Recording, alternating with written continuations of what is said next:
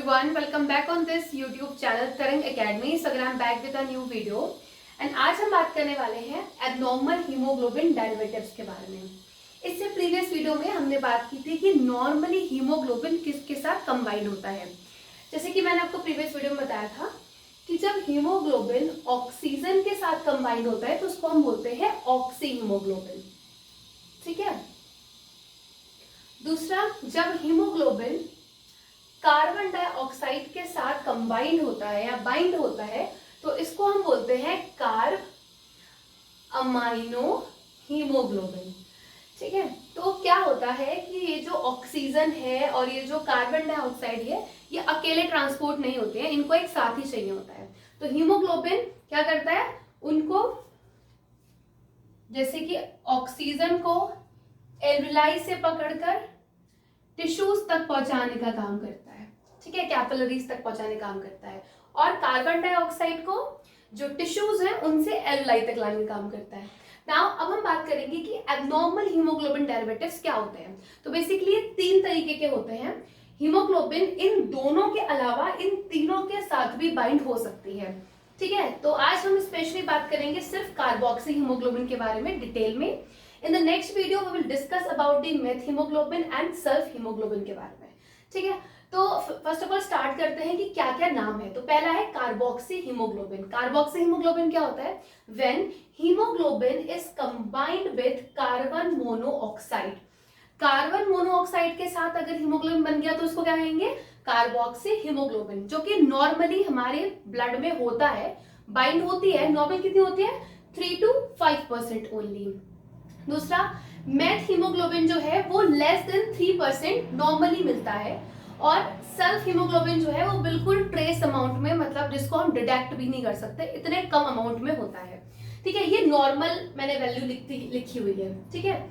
Now अगर ये जो कार्बन मोनोऑक्साइड है इसके साथ हीमोग्लोबिन कुछ ज्यादा ही बाइंड होने लग जाए, मतलब हद से ज्यादा अगर इन दोनों की दोस्ती बढ़ जाए, लाइक अप्रोक्स 15 से 30% की अगर दोस्ती बढ़ जाती है, तब पेशेंट में सिम्टम्स आने स्टार्ट होते हैं।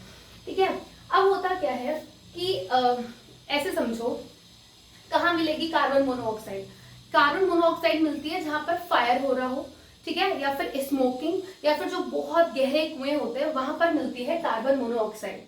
अब मान लो कि कोई इंसान, ये हमने बना दी आग, ठीक है, ये आग है और यहाँ पर कोई व्यक्ति बैठा हुआ है।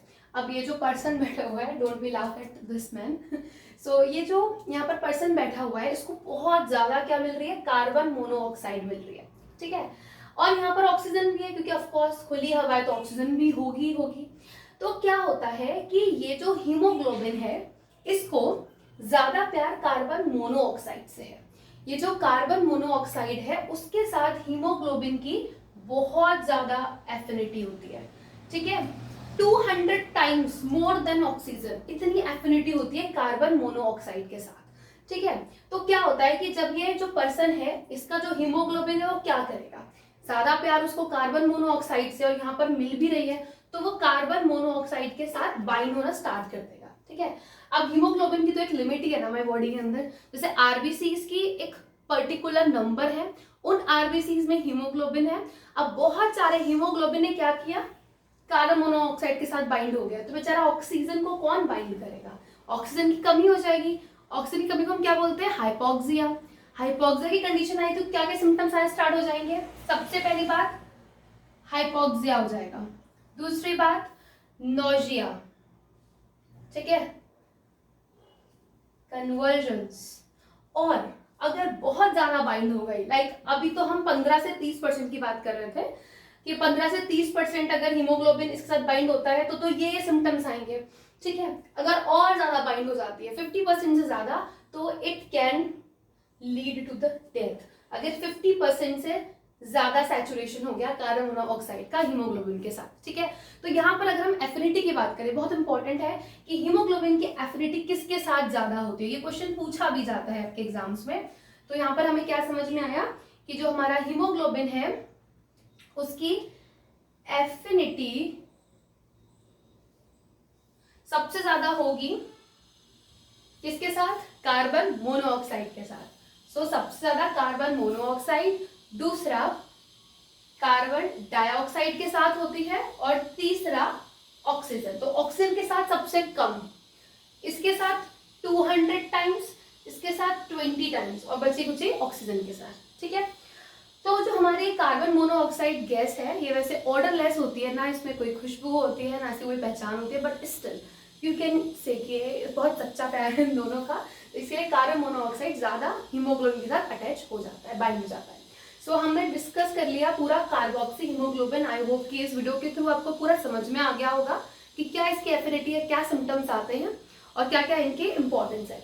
नेक्स्ट वीडियो में हम बात करेंगे मेथ हीमोग्लोबिन के बारे में और सेल्फ हीमोग्लोबिन के बारे में, which is also very important. So do not forget to subscribe this YouTube channel and share this video with your friends as well. Thank you.